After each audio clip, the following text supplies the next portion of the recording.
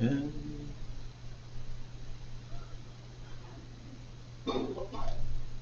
one line. All right. Welcome back, everybody. Hopefully lots of people are watching online because not a lot of people are here in person.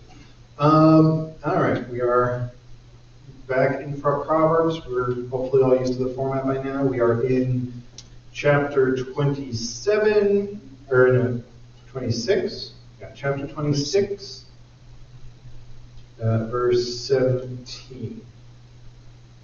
That's where we left off.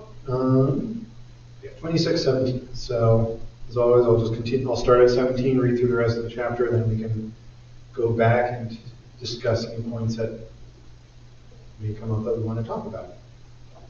26:17. Whoever meddles in a quarrel not his own is like one who takes a passing dog by the ears.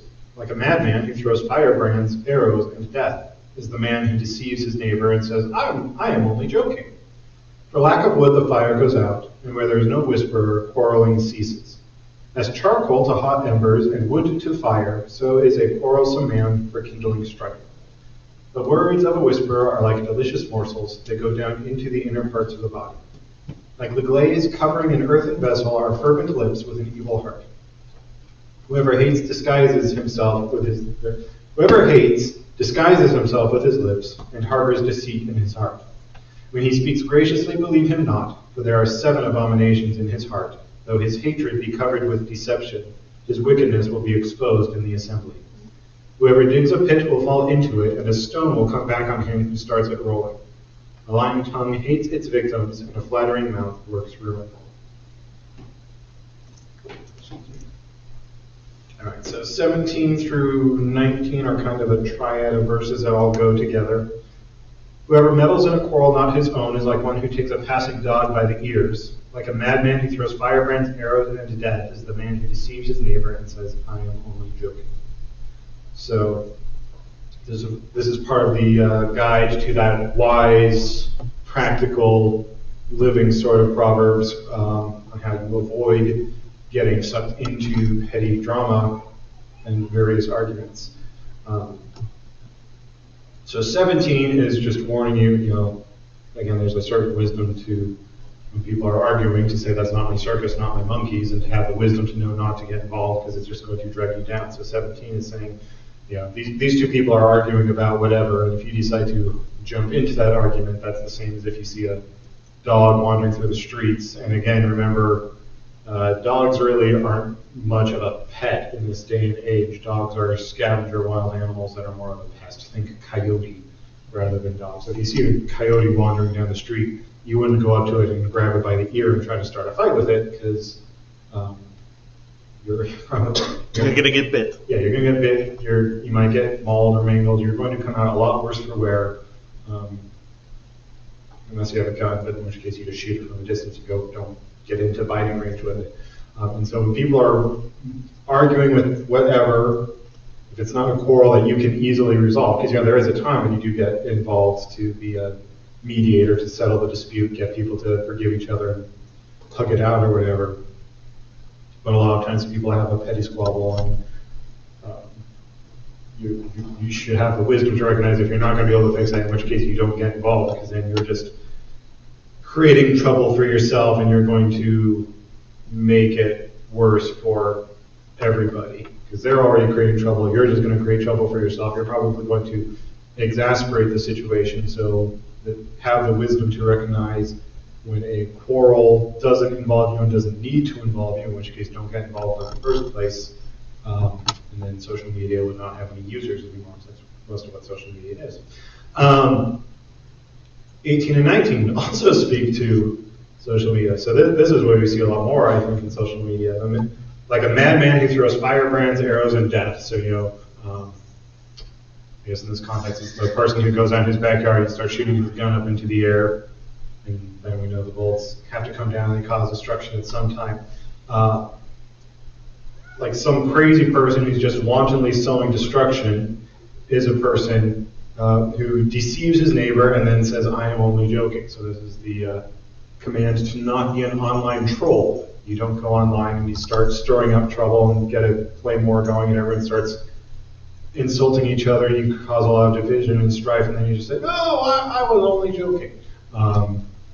Doesn't have to just be social media, that's just the more immediate example for me. But in real life, you don't go in your office place or in your congregation or wherever, you don't go around spreading rumors about people or making everyone angry at somebody else, and when you're confronted about it, then you don't go to just say, oh, I was just joking as an excuse. It's like, no, you've created all of this trouble, you are responsible for the damages. So going back to the analogy, a guy goes into his backyard and he starts shooting his gun up into the air, and the bullet comes in and it hits somebody, and you find out it was his gun, and the police show up to his door. He doesn't get to just say, well, I didn't mean to hit anybody, and that makes it all okay. Like, somebody still got hit, and he is responsible for it because he's the one who thought it was a good idea to go outside and start shooting his gun up into the air.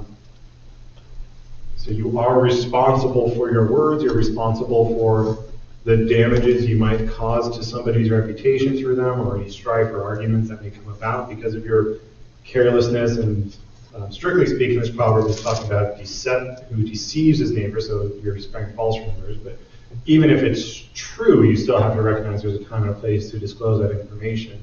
And if you're causing destruction with your carelessness and your words, you are responsible for it. You don't get to just make an excuse and pass the blame on, and now you've ruined somebody's life, and you act as if you're not responsible for it anymore. Still making sense? Mm-hmm. Say good or don't talk. That's all. Yeah, sure good. If you can't say anything nice, don't say anything Nothing at all, yeah. It's like half the book of Proverbs right there. All right, 20 and 21 also go together. And it kind of deals with the same thing too. For lack of wood, the fire goes out, and where there is no whisperer, quarreling ceases. As charcoal to hot embers and wood to fire, so is a quarrelsome man for kindling strife. So it kind of goes along with what we were just talking about in 17 through 19. When the arguments are happening, feeding into the argument is feeding the argument. So if you think of the argument as a fire, if you keep throwing wood on the fire, it's going to keep burning. It's going to potentially get even hotter and bigger if you're throwing wood on very rapidly.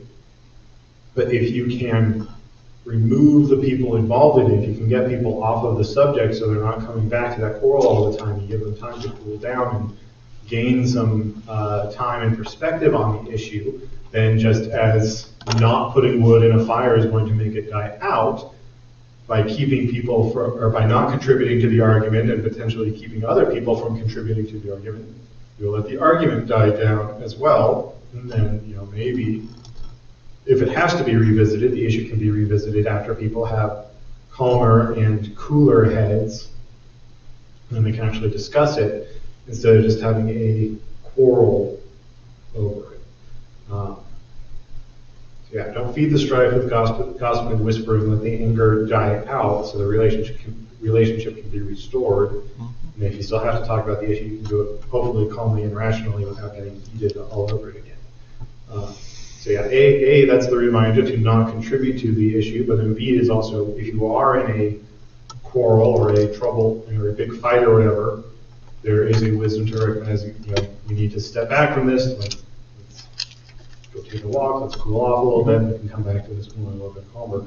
There's also that wisdom, if you're in the quarrel already, to figure out a way to step away from there for a while so the fire can die down and you can go at it more peacefully.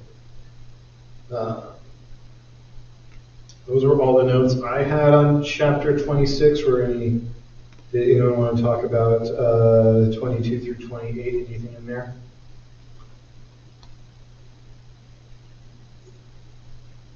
Okay. If you're watching online, we do have some on the computer, so you can type stuff into the box and it will be read to me. Otherwise, let's start in on chapter 27. Do not boast about tomorrow, for you do not know what a day may bring. Let another praise you, and not your own mouth, a stranger, and not your own lips. A stone is heavy, and sand is weighty, but a fool's provocation is heavier than both.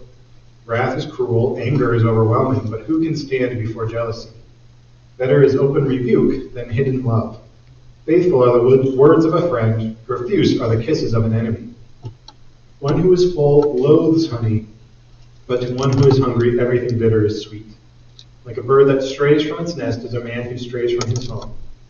Oil and perfume make the heart glad, and the sweetness of a friend comes from his earnest counsel.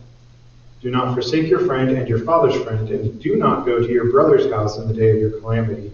Better is a neighbor who is near than a brother who is far away.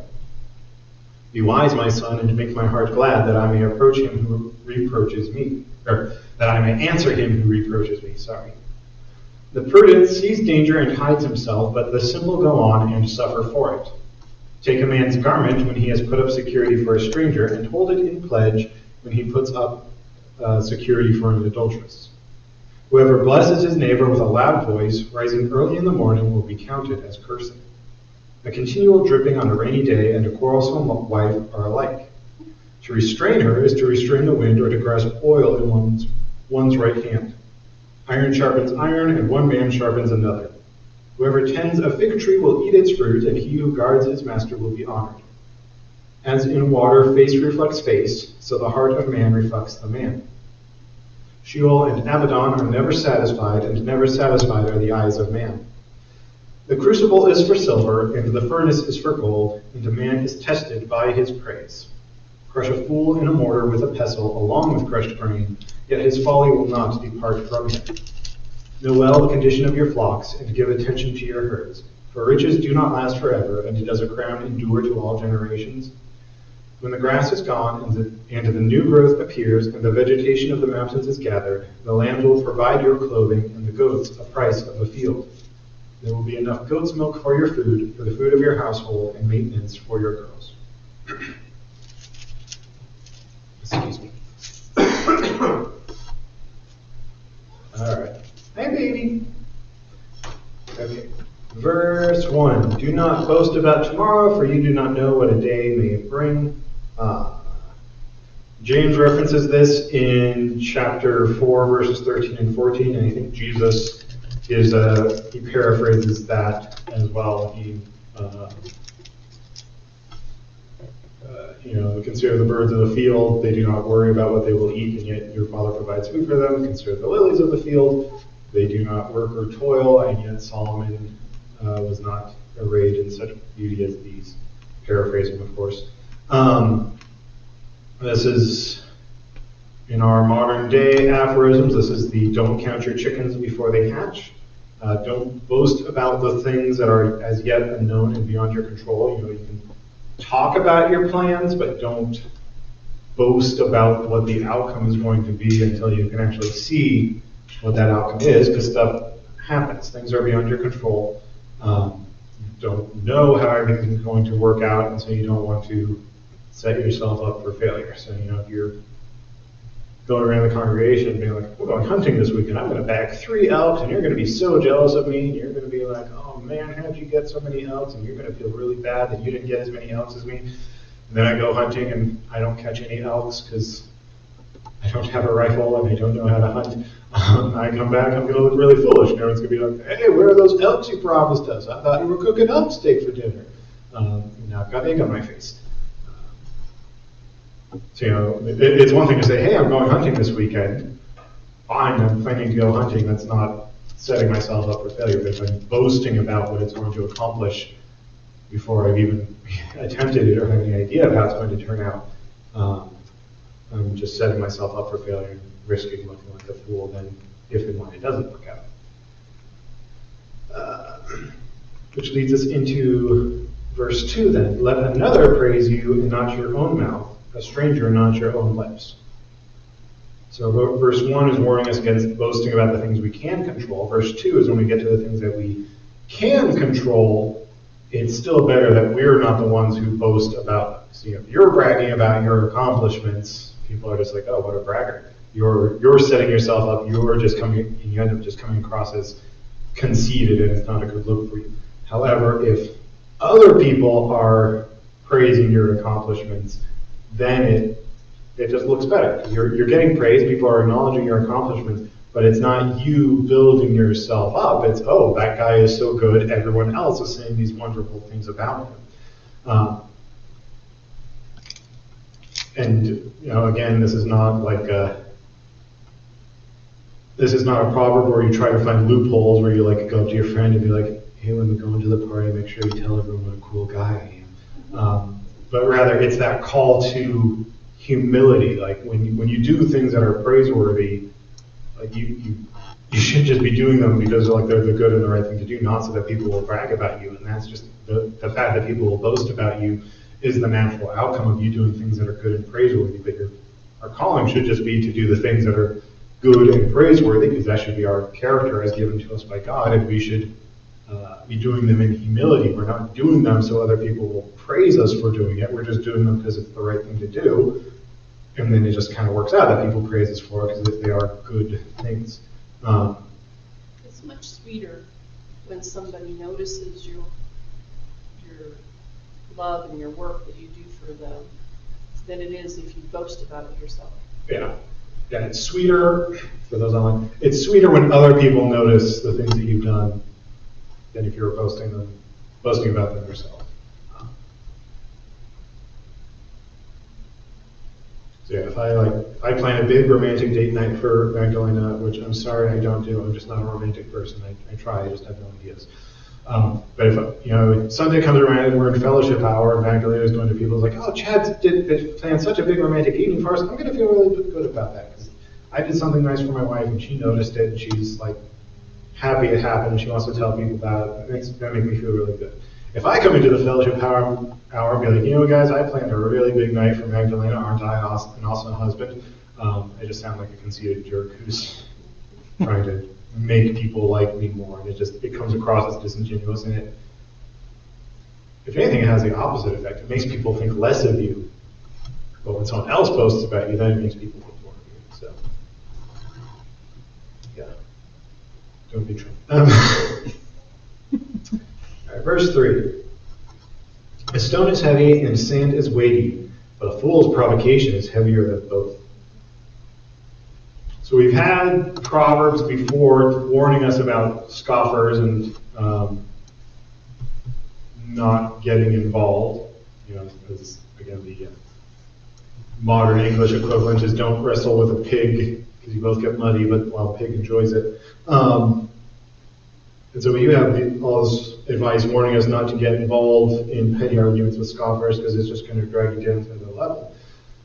But Solomon's admitting here that it's hard to do that. A scoffer, even if they are a fool and you shouldn't really value their opinion, it still gets to you when they're constantly trying to heckle you.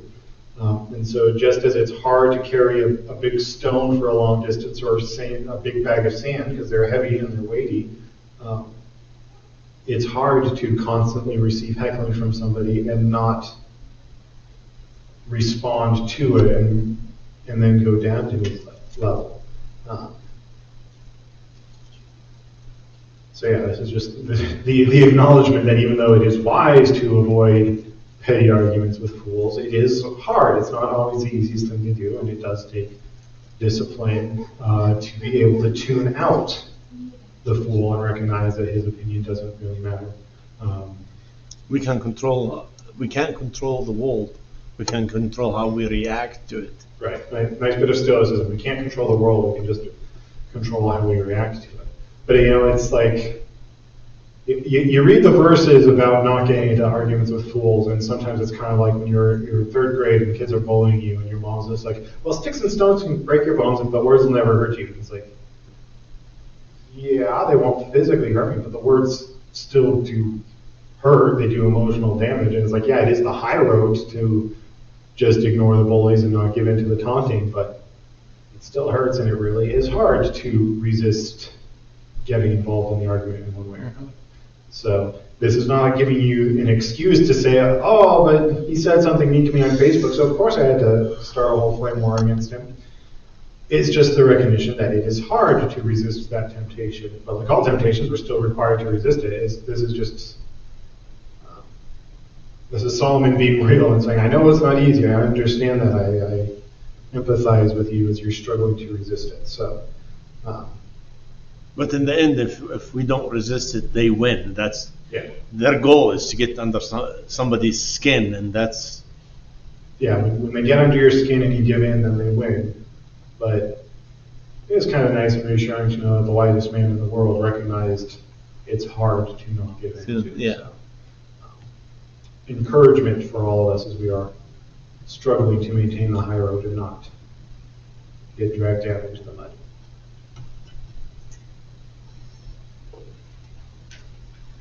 Verse 4 then. Wrath is cruel, anger is overwhelming, but who can stand before jealousy? So this is that warning against jealousy. Wrath and anger are obviously bad, but they tend to be more momentary. Like you get really angry with someone, you punch them in the face, you have your scuffle, but then the emotions are out, you had your cathartic experience, they're done. Jealousy tends to linger and it tends to fester. So even if you're overwhelmed by your anger, it used to be this, I guess this doesn't apply so much in this day and age, but it used to be when you got overwhelmed with anger as a momentary thing, you would yell at your rage or whatever, and then the anger would be purged from your system and you could work on making amends. Nowadays, everyone's just professionally angry all the time, so that comparison doesn't work as well. But jealousy is much more pervasive. It doesn't mean that all know. Jealousy or coveting is the root of many, if not all, sins, and so that's another reason you need to guard. Paul says you do need to guard against anger because anger often leads you into sin. Excuse me, I was drinking Sprite and burping now. You didn't need to know that. But jealousy leads to all sorts of sins, and that's one of the 10 Commandments. Well, 2 of the 10 Commandments is avoiding coveting, avoiding jealousy, not giving it that foothold into your life. And so verse 4 here is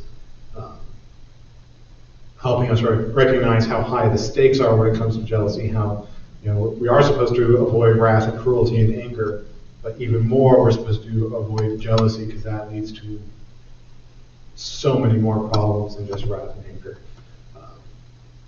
Anger makes you punch someone in the face. Jealousy makes you want to completely destroy somebody's life. Does that make sense? Mm-hmm. So I'm connecting dots in my head. No worries. All right. 5 and 6. We're on a new header now on our handouts. Sorry. So starting at verse 5, begins a section on dealing with family, friends, and other people. But again, the headers don't really mean much because Proverbs still jumps all over the place. But that's where our outline says. Anyway, verses 5 and 6 go together. Better is open rebuke than hidden love. Faithful are the wounds of a friend. Profuse are the kisses of an enemy. So speaking on verse 5, love that is concealed isn't really love. So we have the joke about the German husband who loved his wife so much that he almost told her.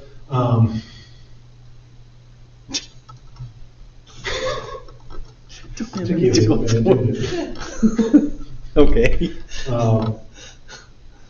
When you actually love somebody, it should be expressed. They should know that you love them. They shouldn't have to question, do they really love me or not? It should be known. And so an open rebuke, and this isn't just like, I always go on my tangent on how love isn't being generic and nice and never hurting anyone's feelings. Sometimes love does mean hurting somebody's feelings. You have to do the tough love. You have to rebuke them for your errors.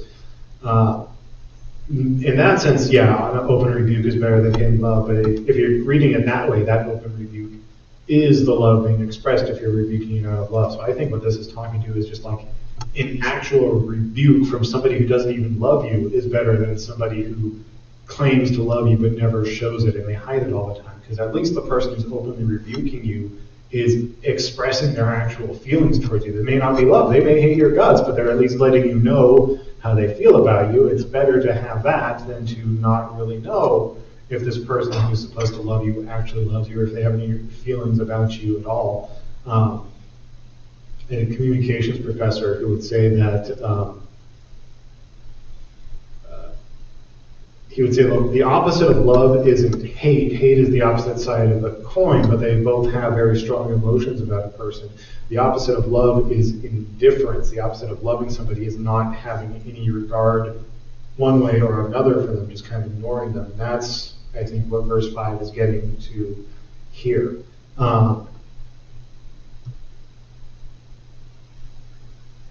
If you do want to read it as that loving rebuke thing, then it is getting into that warning against the wishy-washy definition we have of love nowadays, where rebuking a person is love. In love is better than hiding that rebuke for the sake of loving them by being generically nice. So that's the way I would apply it if you wanted to go with the way I usually talk about love when we get here. And then kind of off of that same idea, faithful are the wounds of a friend, profuse are the kisses of an enemy. That's getting more into that second read where, again, if someone's your true friend, if somebody really does love you, they will wound you when you need wounding. They will hurt your pride when you need to be taken down a peg. They will correct your errant behavior even if it hurts your feelings. Whereas the enemy who covers you in kisses, who says yes to everything, who affirms even your destructive behaviors, that is your enemy. They're not really loving you, they are loving you into hell, as so many progressive Christians do nowadays. Is that all making sense? Yeah. A true counsel will say the truth. They don't just agree all the time. All right, verse 7.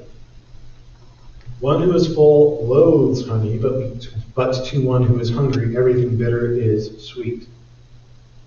Our circumstances shape our perceptions. Those who are content recognize they don't need more, and they aren't going to be motivated by getting more stuff. You know, like when your house is full, you can't do anything with more stuff. You don't have anything to put there. If you're content with what you have, you're not going to be driven by that greed, materialistic mindset of wanting to just acquire more things for the sake of acquiring more things. Those who are lacking are going to take whatever they can get because beggars can't be choosers. So literally, the person who is full doesn't want dessert because they're stuffed. They can't have one more bite. The person who hasn't eaten in 4 days and is absolutely starving will eat just about anything, and it will taste good for them in the moment because it's finally food. And yeah, it's not too hard to apply that to issues outside of food. But I just like the poetry of that language there. So. Verse 8. Like a bird that strays from its nest is a man who strays from his home. There's a couple ways this can be applied. It could be a warning against adultery or against not properly honoring your family, like walking out on your family, or it could be looking at the rugged independence that we love so much as Americans, that kind of forget what the church is actually supposed to be, because again, what we translate into church in the New Testament is the Greek word ecclesia, which is the congregation or the gathering. The church is the people, it's the gathering of believers together. The individual Christian is not really a thing if you get enough. Like, yes, you can be an individual who is a Christian, but you're not called to be a Christian in isolation, just like, sitting in your living room reading my Bible, I don't need nobody else. We're called to be a community together and to actually rely on each other. Again, we're not just, when we come to church on Sunday morning, we're not a group of individuals, each person sitting in their assigned slot, and we get the gospel spoken directly to them, and then we all get up and leave and we don't talk to each other. We're supposed to be a church family who interact with each other and support each other and help each other out. So whatever the definition of home is, whether it's your family home with your family life, or it's your church home with your church family, that is supposed to be your nest. It's your sanctuary. It's where you return to for rest and recuperation and food. And if you abandon it and just leave it behind, you're like a bird who just leaves its nest behind. It doesn't care about the fact that it left its eggs there for predators to get at it. It doesn't care about the fact that that's its shelter in stormy weather. It just abandons this really good, comfortable place that it has for not much better out there. Is this making sense? Mm-hmm. Okay. All right. My next note is on verse 10. This is a kind of weird one. Do not forsake your friend and your father's friend, and do not go to your brother's house in the day of calamity. Better is a neighbor who is near than a brother who is far away. So this is recognizing the value of friendship and how sometimes a friend can be more valuable than a family member. You know, sometimes a friend is more of a family member than your actual family. If you're not on great terms with them.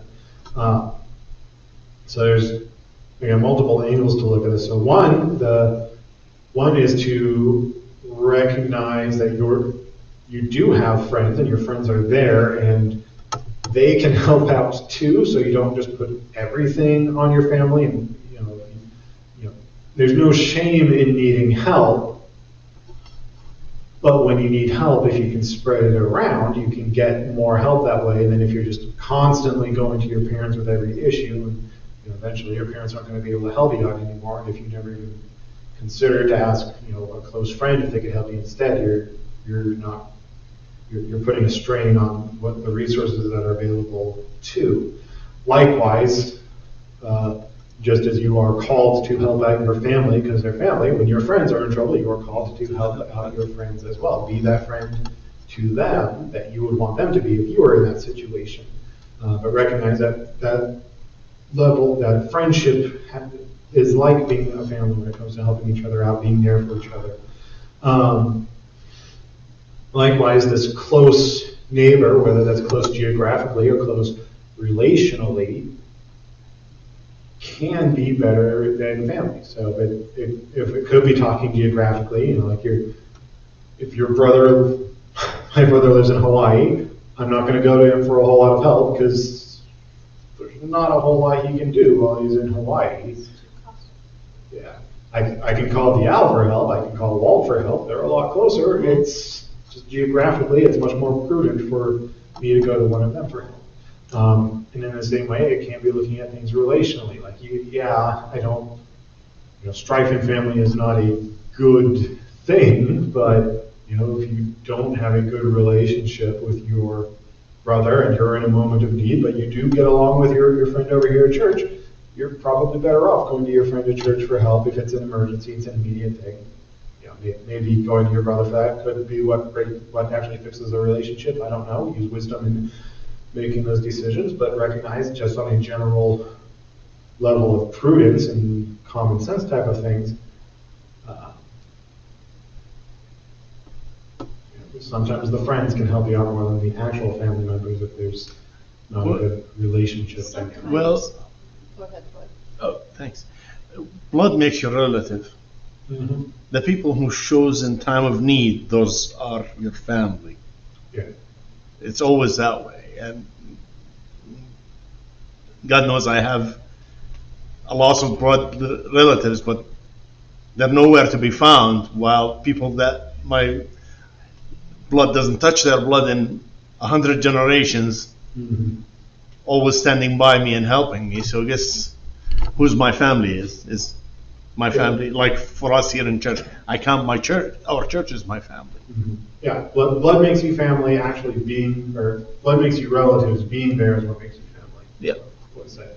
So we all know that common phrase, blood is thicker than water, and usually that is, like family is more important than everything else.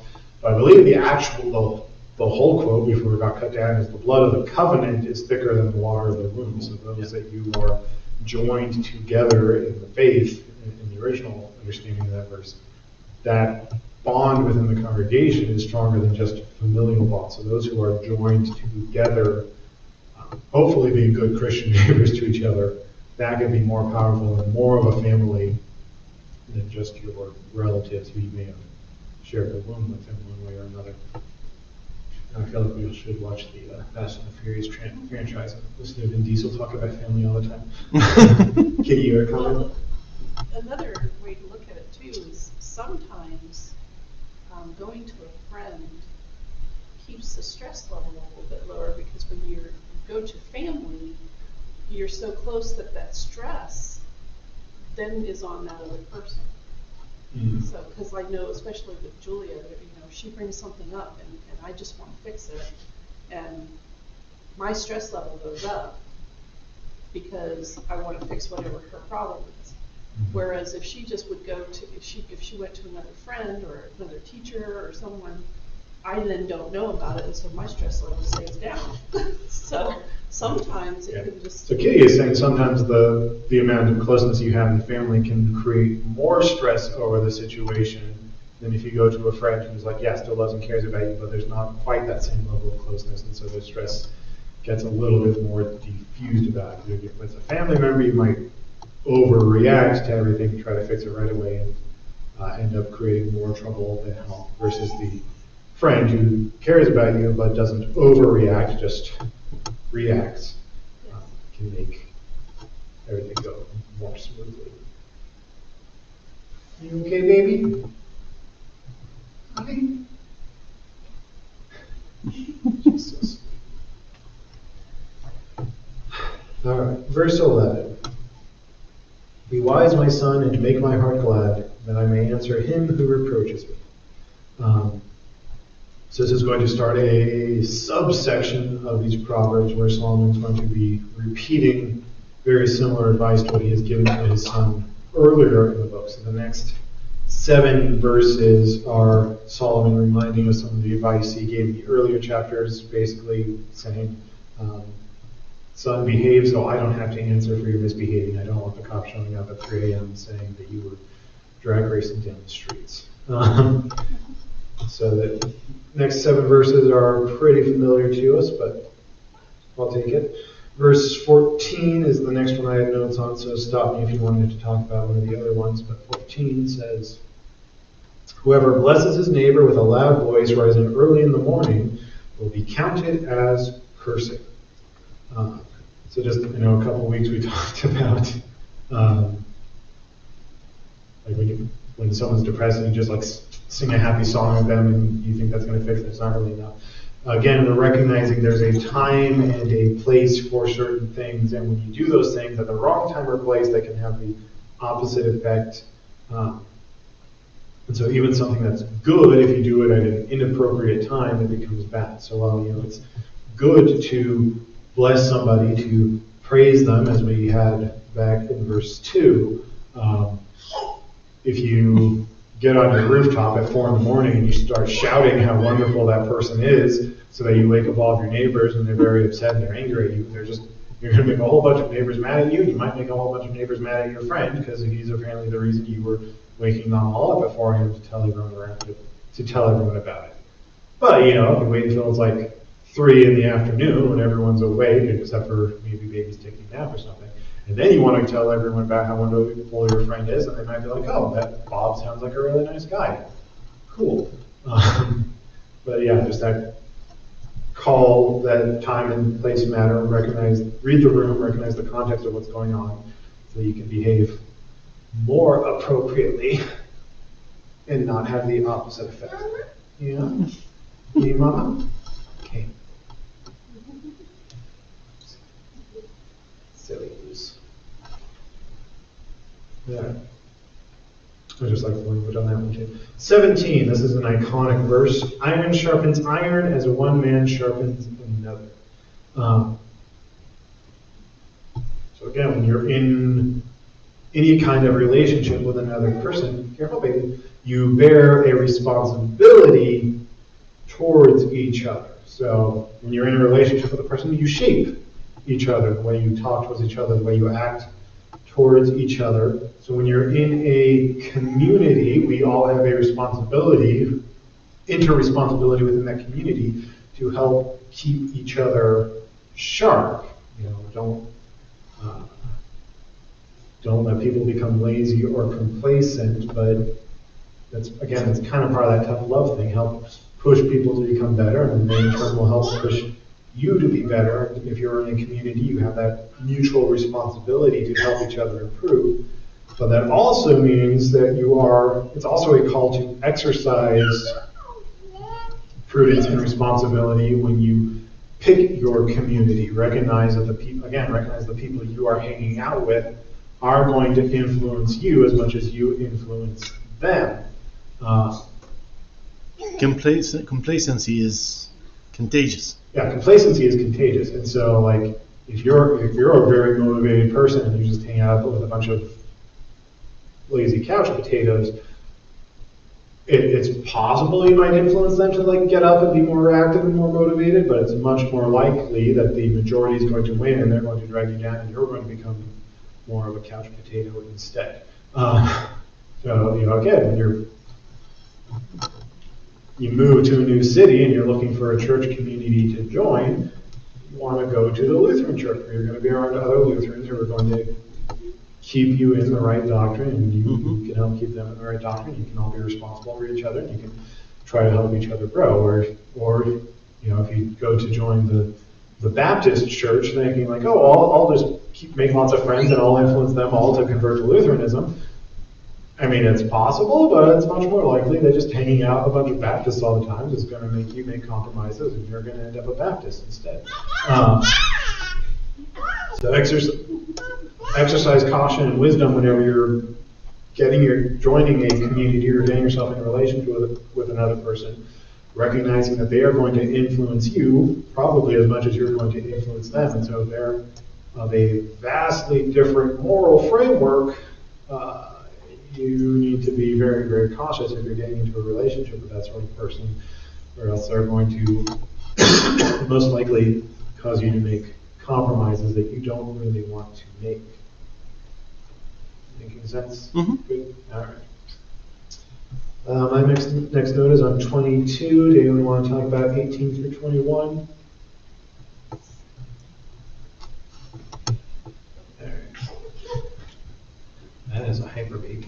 22. Crush a fool in a mortar with a pestle, along with crushed grain, that his folly will not depart from him. Some people are just so stubbornly foolish, nothing you can do will fix it, no matter how thoroughly you may be, no matter how much you try to work on them. Human effort just can't get through the hardness of their heart, and eventually there's certain people where you need to just,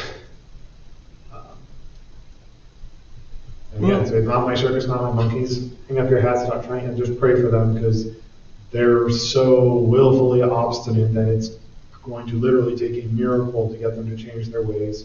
Well, that's why we can't argue faith. Yeah, you can't argue people into faith. Faith, yeah, it's the same thing. Yeah, slightly different thing. But this is the kind of recognition that you don't beat a dead horse. Yeah. You can't make the horse do anything. It's going to be a dead horse no matter what you do. So all you can do is pray that God resurrects the horse, because that's the only kind of intervention that can happen. And so again, just as we had the couplet a couple weeks ago, where it's sometimes you answer the fool according to his folly so you can correct him, and sometimes you don't answer the fool according to his folly because then you'll just be dragged out with him. Part of wisdom is recognizing when it's a situation where maybe you actually can change this person's mind, maybe you can impart some wisdom to them, or recognizing when they're just so willfully obstinate you're never going to get through from them, and you just need to back away before you end up getting yourself dragged down and getting angry and breaking the fifth commandment and murdering them in your heart.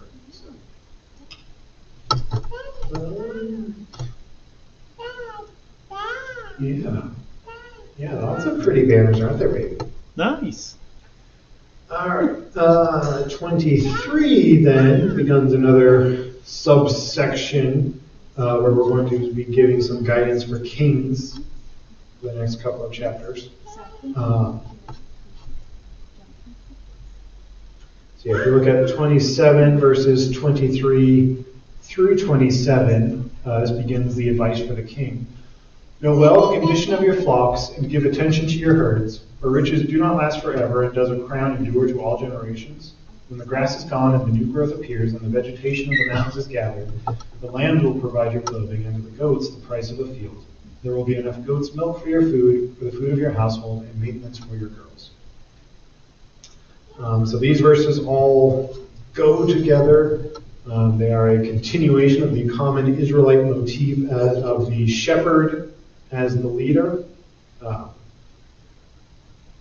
That image appeared before David becomes king, because Israel is a very sheep-based culture. A lot of stuff revolves around their shepherd, and they need to have lots of sheep for their sacrifices.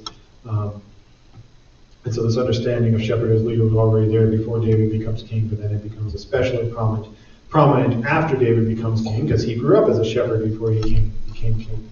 And so we're carrying forth this motif of the leader as the shepherd, so that as Solomon is imparting wisdom to the shepherd about how you care for your flock, so too is the king called to apply the same sort of wisdom in how he cares for his people.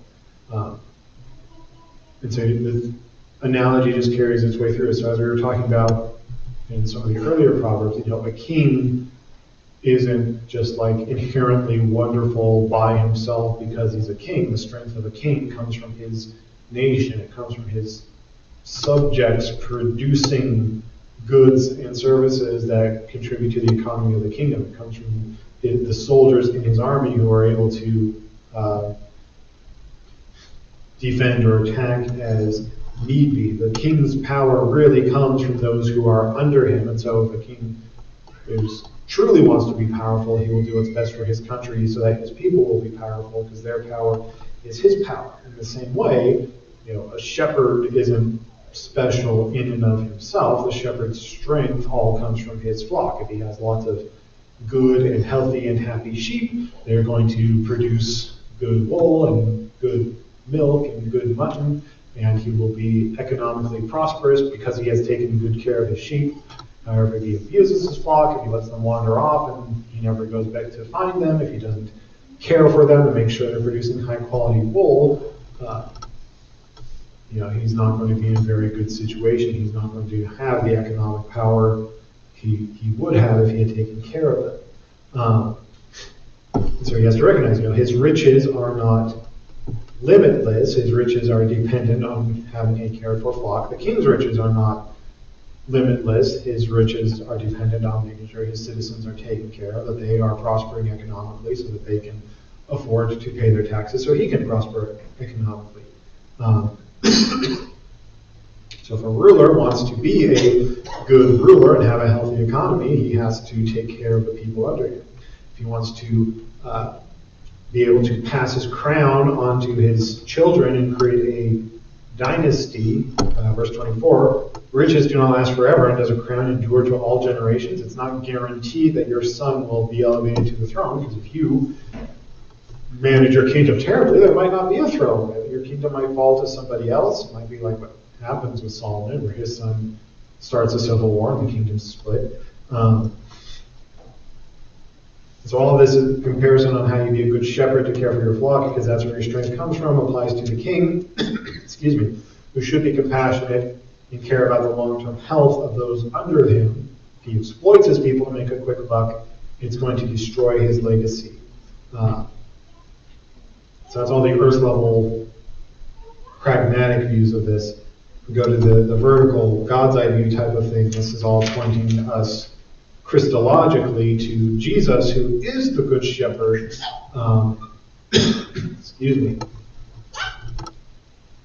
who will properly care for all those under him, because Jesus is the King of Kings, and he's going to make sure all of his people are very well taken care of. And so Solomon, in looking forward to this future perfect king, is leaving these instructions behind for all the earthly kings of Israel, that they might rule wisely and care for God's people until the Messiah comes. Which again, Solomon doesn't do a great job with. By the end of his life, he's put a pretty oppressive taxation policy on the northern kingdoms, which is why when his son Rehoboam takes over the throne, the northern kingdoms come up to him and are like, "Hey, your dad was taxing us pretty hard. Do you think maybe you could let off on that a little bit?" And Rehoboam was like, "No, I'm going to tax you even harder." And then the civil war happens and the kingdom split. Well, there's an old wisdom says a king or a leader that doesn't speak his people's word, he speaks against them. Yeah. It doesn't matter what he says. If he's not with what they want, he's against them. Yeah. Yeah, and again, it's, if a king is not good to his people, eventually the people rebel, and then he's not a king anymore. there's not an intrinsic kingliness about him that makes it so people have to listen to him. So a wise ruler will be one that the people want to listen to because they know that he's doing what's best for them. The corrupt king who's exploiting everyone for his own ends is not going to last very long. Even if he survives to old age, his name will not go down kindly in history either. So these are verses on how it should work, and then by the end of his life, Solomon doesn't necessarily practice what he preaches, and his son Rehoboam doesn't really listen to him either. I need to cough again. Yes, baby? All right. 28. 1 through 11 are kind of their own little subsections. We'll just read those, and I have notes on almost all of them. So actually, I'll just read through it and give notes each verse as we go, so we're not repeating so much. Chapter 28:1. The wicked flee when no one pursues, but the righteous are bold as a lion. So this concept of fleeing when no one pursues is a callback to the Exodus. This is a curse that God uses against the Israelites for those who are going to reject him or apostatize. I forget the exact reference, but there's multiple times in the Torah where God says, if you abandon me, you will be cursed, and you will flee when no one is pursuing you. They're going to have this fear and anxiety and terror, partly from their own sins and that unconscious realization that they're outside of forgiveness and they're subject to God's wrath now, whether they want to admit it or not. Whereas those who do know God know the forgiveness that is available to him, and so they are able to be bold, knowing that their sins are forgiven. They don't have to be in terror of God's wrath because they know that instead they're receiving God's love. And again, we can take this from the God's eye view. We can also put this on the earth level, pragmatic view. Whereas, it's just the wicked person, the person who knows that he's not living a life that's in full accordance of the law. They're always going to be a little bit jumpy. Do people know about my crimes? Is there an undercover officer in here somewhere? Do I always need to be looking over my shoulder? Whereas the person who lives righteously, who does not have a warrant out on them, they can be bold and confident. They don't always have to be looking over their shoulder that someone's following them. And that's just kind of a natural consequences of being a law keeper versus a lawbreaker. So those are the two ways we can look at that verse. For the two kinds of righteousness. Verse 2. When a land transgresses, it has many rulers, but with a man of understanding and knowledge, its stability will long continue. So when there is stability within a kingdom, that's why it's what's meant by land here. Stability within a kingdom or a nation tends to point to good and wise leadership. Because again, when the king is treating his people rightly, they're happy with him as their king. When the king is oppressing everybody and trying to exploit them, there tends to be rebellions. They depose the king, they put someone else on the throne, he falls to greed. You have a lot of turnover in kings. Russia keeps switching out who their king is or their czar or their regime because they're always corrupt and the people always rebel at some point. The French Revolution. Yeah, French Revolution didn't last very long because they got rid of one corrupt government, then replaced it with another corrupt one, and they had to just start all over. So a corrupt government, or it could go the other way around. If the people themselves are corrupt, you can have a good king, but the people under him are terrible, and they don't like that he's a good king. You see that a lot in Israel's history as well. But a corrupt government or a corrupt population tend to lead to rebellion and upheaval. So a land that is transgressing, whether it's the king or the people who are doing the transgression, they tend to have a lot of rulers because you're always overthrowing somebody and replacing them, and it just becomes a cycle.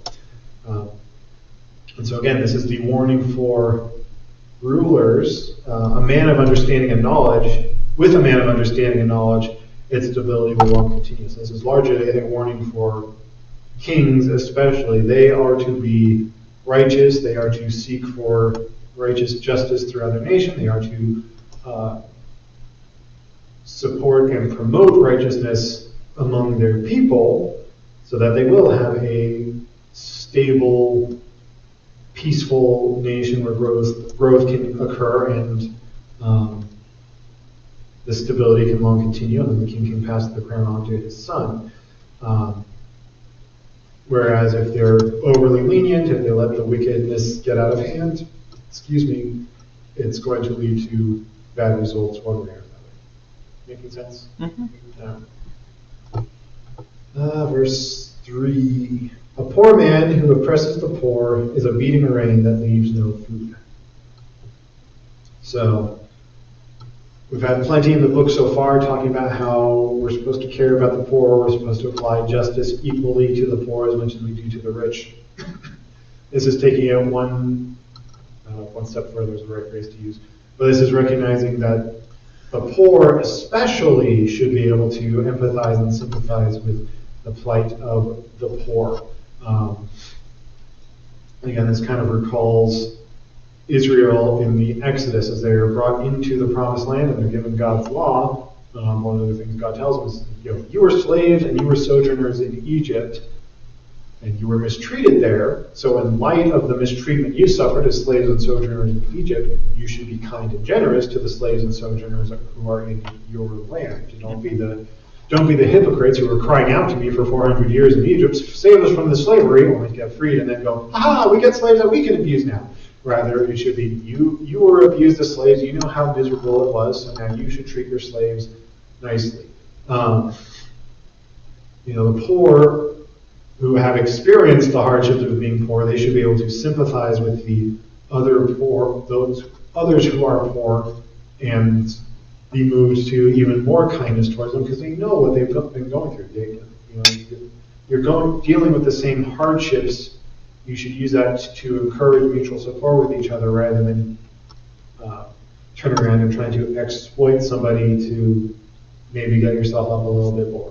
So, it's always bad to oppress the poor, but in a way, it almost seems like it's worse if it's a poor person oppressing a poor person because they actually know what this person's going through already, and then they're making it worse.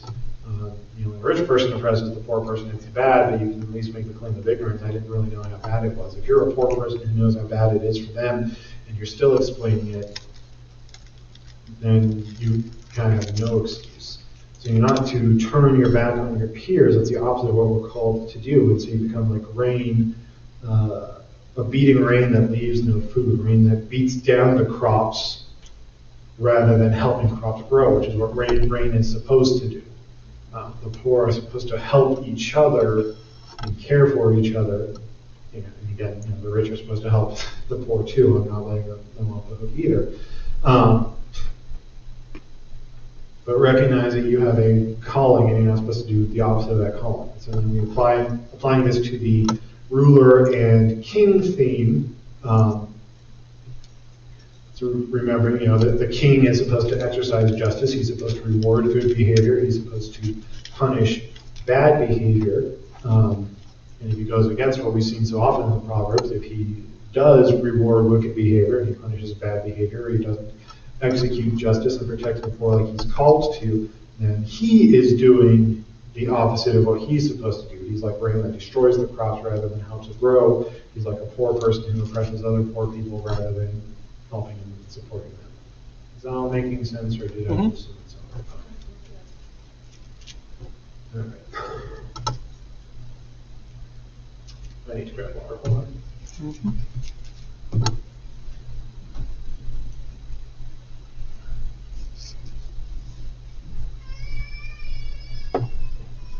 Aw, sweetheart. She's very tired. She only took a 40-minute nap today. All right, verse 4. Those who forsake the law praise the wicked, but those who keep the law strive against them. So if we look at this in the Hebrew, it's those who forsake the Torah. And as much as we often translate the word Torah into law, which is a fair translation, but the word Torah is more multifaceted than just law. Torah can also mean teaching in general. So the Torah is not just strictly the commands of God, the do's and the don'ts, but it's the whole teaching of God on what it means to be a person and how it means to live your life. And so the person who is forsaking the law is not just a person who's breaking the Ten Commandments, but it's also a person who's failing to recognize that his fellow humans are created in the image of God and worthy of dignity and respect. They're failing to recognize that they are stewards of whatever material resources they have, and it's supposed to be used for the care of their neighbor and for the nation around them. Mm-hmm. And so those who are rejecting the law, it's not just a rejection of secular earthly legal codes, and it's not just strictly a forsaking of what God has said in his legal codes, but it's the entirety of what God has revealed to us, both the law and the gospel that's contained throughout Scripture. And so the person who is forsaking all of this is going to end up praising the wicked. Because if you don't know God, you don't know what goodness is, you're subjecting yourself to that fallen human nature that you have. You're giving your will over to that bound will towards Satan, where everything is self-centered and selfish. Again, the classical definition of sin is incurvatus in se, man turned in on himself, man looking out only for himself and not the things that are around him. If you forsake what is revealed by God, that's all you're left with is, what can I get from me? What's best for number one? Which ends up praising wickedness in one way or another, because you're going to be wicked when your only concern is for yourself and not for anyone around you. Whereas the person who keeps the law, both the secular legal codes of the government and also the legal codes that God has instituted and the gospel that God has given to us, the things that God has revealed about us and creation and those around us, those who actually acknowledge and strive to live according to that are by nature going to oppose wickedness, both in themselves as they struggle against their sinful nature and also in others as we are hopefully seeking to pursue and support justice and care for those around us. Well, you had... Yeah, but isn't that the same for the whole Bible too? Like there's people that say, oh, I like this part, but I don't like this part. Yeah. Or I don't believe in it. It's all or nothing. Mm-hmm. Yeah, it's all or nothing. You don't get to pick and choose certain parts of the Bible that you like. It's a holistic thing, and that's law/Torah is it's a word that can be used narrowly and it's a word that can be used broadly. So narrowly speaking, the Torah is just the first 5 books of the Bible, or it's just the laws given to Moses. But broadly speaking, it's the entire teaching of God, the entire revelation of Scripture, both the law and the gospel, and everything we can derive from. And so if you make it very narrow, if it's just the person who forsakes the law, he's praising wickedness, because that's what wickedness is. It's breaking the law, and if you don't care about the law, you're encouraging wickedness in one way or another. Or we can use it broadly, and we make wickedness more broad. Wickedness is now not just the person who doesn't pay attention to speed limits, but it's the person who doesn't recognize who God is, and the person who does recognize the Torah, the entire teaching of the Bible, does recognize who God is, but they're still naturally going to be opposed because one person says, hey, there is a God. He wants us to know these things about him. The other person says, there is no God. Do whatever you want. And those are mutually exclusive ideas, and they're naturally going to be opposed to each other. And so this is just a recognition of those natural consequences. When you abandon God's word and you enter into post-Christian America, where everything's a clown world and nothing makes sense and nobody knows what gender they are anymore, you're just going to see all sorts of degeneracy and wickedness abound. Whereas those who do know the law, who do know that there's a God who has created everything according to a certain order, and he has ordained that there are certain ways that things should run, we end up pretty opposed to it. Don't necessarily have no political power to change it, but we are opposed to it. Versus, again, the progressive Christians who abandon the word of God, who instead side with the wickedness of the world, and they say, oh no, this is fine, we don't oppose it. Why would you oppose any of this? Everything's cool.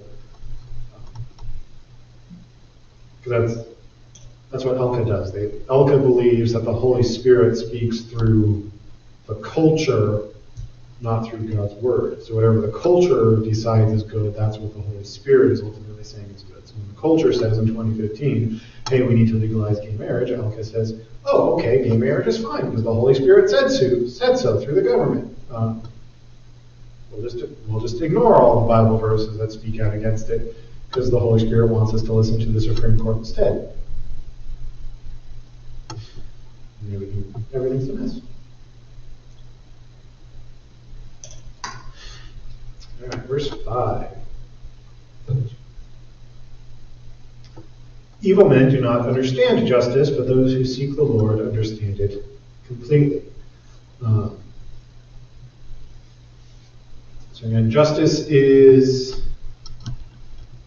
a two-sided coin. It's not just the condemnation of sin or wickedness, although it is that, but it's also the justification that comes from Christ. So when justice is enacted towards you, it can be either good or bad. When you hit someone with your car and you face justice for that, then that means fines, prison, whatever the penalties may be. That's justice coming for you in a bad way. When you're the person who was hit by the car and justice is done and you receive a $10 million settlement, still not great you got hit by a car, but you're getting $10 million out of it, and that's part of justice, and now justice is coming to you in a good way. So those who understand justice understand the two sides of it. They recognize the condemnation of sin, but also the rewards of justification that come to us through Christ. And so those who seek the Lord can understand justice completely because we can recognize kind of the earthly level justice, punishment for bad behavior, reward for good behavior stuff. But we can also recognize the heavenly justice, which ends up being not fair because Christ's merits get applied to us instead, which, as Paul says, this is foolishness to Jews and a stumbling block to Gentiles. The wicked, those who are outside of God, don't understand this. They scoff at the gospel because it doesn't make sense, because you're giving rewards to people who don't understand it. You go on Facebook where all the cringy atheists are, and they don't really get this idea of forgiveness or of divine punishment. They all assume they're righteous and they would deserve to go to the good place, and everyone else is bad and they deserve to go to the good place. They'll make memes where it's like, there will be memes where it's like Jesus is in heaven with a little boy. He's like, hey, Timmy, there's the guy who murdered your family, but he repented, so now he's in heaven. Go say hi. And it's like they're trying to make fun of this concept of forgiveness, because of course someone who murders someone's family must be completely beyond redemption. I kind of feel like if you're the kind of person who murders a whole family, you maybe are putting yourself outside of redemption, but it's not impossible. But by human reasoning, it does seem impossible. How could anyone make up for such a heinous crime? And how could God forgive such a thing? They don't understand the fullness of forgiveness. So, as Paul says, again, it's foolishness to the Gentiles, a stumbling block, or foolishness to the Jews, and a stumbling block to the Gentiles. They don't understand justice because they're outside of God and they are not able to see the full picture. For those who are in God, we can see the full picture. We can recognize the beauty of God's grace and the undeserved merit that He gives to us, and we rightly praise Him for it. But we are able to understand justice in a fuller way because of that. Putting this back in the context of the advice for the kings, this is the reminder that. Again, to be careful about the people he puts in positions of authority, those who are going to be in charge of executing justice, judges and magistrates and police chiefs and all of those, and various law enforcement bodies. You want to make sure you have godly men in those positions so they can fully understand justice and they can carry out justice accordingly, rather than giving these jobs and authorities to wicked men who will only pervert justice. Usually the second person in command is more wicked than the tyrant. Like in history, not many recognizes that. And like for example, Hitler is the measurement of evil in societies around the world. Yeah. Reality is his second in command, which was Himmler. Yeah. Hitler was crazy. He said stuff, and Himmler made it happen. Yeah. So how much evil is that guy? Yeah. Sometimes the second in command can be more evil than the top person. Yeah. Can't make that. Hey, baby. But again, that just puts the impetus on whoever's the top person is to be careful about who you make your second in command. Don't put a wicked person in there because they're going to create greater atrocities. You want a person who's even better than you in the second command so that he can question you and maybe stop you from doing something foolish. All right, I didn't have notes on verses 6 or 7, but I'll read them anyway, and if someone wants to stop me, go ahead. Better is a poor man who walks in his integrity than a rich man who is crooked in his ways. The one who keeps the law is a son with understanding, but a companion of gluttons shames his father. And then verse 8, whoever multiplies his wealth by interest and profit gathers it for him who is generous to the poor. So 8 kind of goes with verse 6. Again, we have this talk in Proverbs about money, and as much as the cultural narrative wants to say that money itself is bad, and if you have too much money, you're automatically a bad person, we're recognizing money itself is neutral. It's a tool that can be used for good or bad. However, it has a tendency to pull us towards bad because of the amount of temptation that's around it. So we're being warned about its temptation in the fast but sinful ways that we might acquire it and fall to its temptation. So in verse 8, it's whoever multiplies his wealth by interest and profit, and this is the profit that comes from interest, basically. It's a reference basically to loan sharks, people who are exploiting the poor, using their money to get wealth quickly by charging high interest rates on people who are desperate. They're setting themselves up for failure in the long run, because again, we take the eschatological view of things. So yeah, they may get rich quick in the earthly life, and they'll have a lot of money now, and they'll feel really good about that. But big picture, again, if you die outside of Jesus, you're not going to like where you end up. And so if you're the person who is going against Jesus' commands to care for the poor, and instead you're exploiting the poor for your own gain and profit, you're kind of putting yourself outside the kingdom, and you're not going to like the way that works out in the long run. And so this pairs with verse 6, better the poor man who walks in his integrity than a rich man who is crooked in his ways. Again, it's better to be poor but righteous, having your integrity, which again you only have when you're in Jesus, than to be rich in this life but be wicked in the soul. Or as Jesus says, what profit does it gain a man to gain the whole world but forfeit his soul? Don't lose sight of your eternity for the sake of 50 to 80 years on this earth. Verse 9. If one turns away his ear from hearing the law, even his prayer is an abomination. So this is a kind of a recurring motif we've had going through Proverbs. So we look back to 15:8. It says, the sacrifice of the wicked is an abomination to the Lord, but the prayer of the upright is acceptable to him. And then 21:27 says, the sacrifice of the wicked is an abomination. How much more when he brings it with evil intent? And now we get to 28:9 again. If one turns away his ear from hearing the law, even his prayer is an abomination. So this is a continuation of this warning about hypocrisy and thinking you can manipulate God in the way that the pagans manipulate their gods.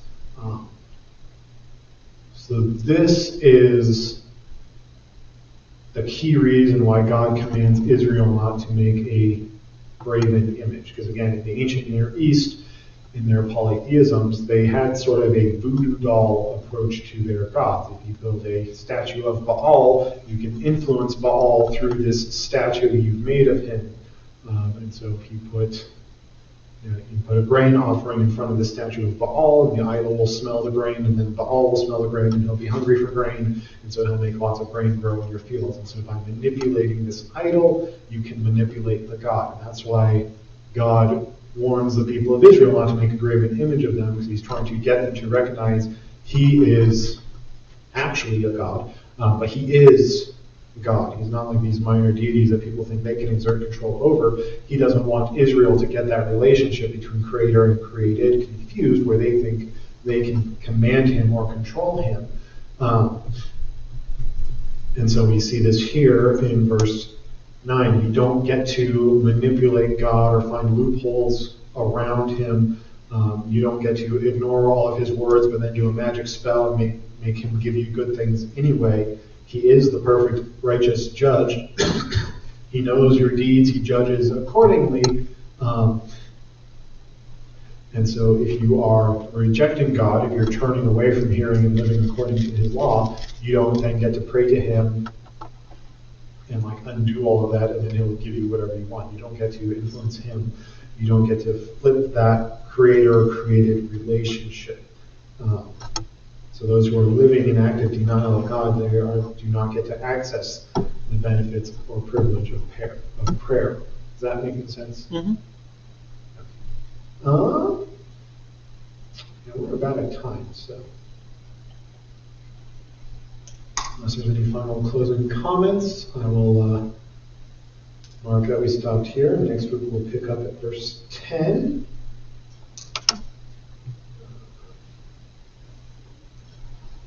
And we'll go from there. We're getting to the end. So we'll have one more handout. We still have a couple of pages on this handout. And we'll have one more after this, and then we'll be done with Proverbs. And by then we'll probably be in Advent. So we'll have midweek services instead of Bible study. And then we'll pick up again in January with either finishing this up or getting into the book of Job then, probably. Mm-hmm. All right, I will pray us out then. Heavenly Father, again, we thank you for the gift of wisdom that you have handed down to us through our forefathers. We thank you for the justice that you exercise perfectly, and that your perfect justice is unfair in our favor. We thank you for the gift of your Son, that we might be forgiven of our sins by his merits won for us on the cross. And we hope that you would help us to always remember that and let that influence our lives, that we would go out and we would show forth that love that you have first shown us, that we would live righteous lives according to your will. We ask all of these things in your name. Amen. Amen.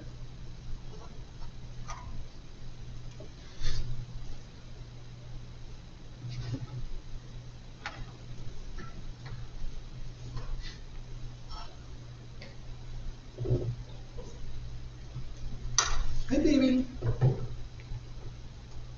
You have a hug for Dada? Aw. Now you've hurt my feelings, Goose.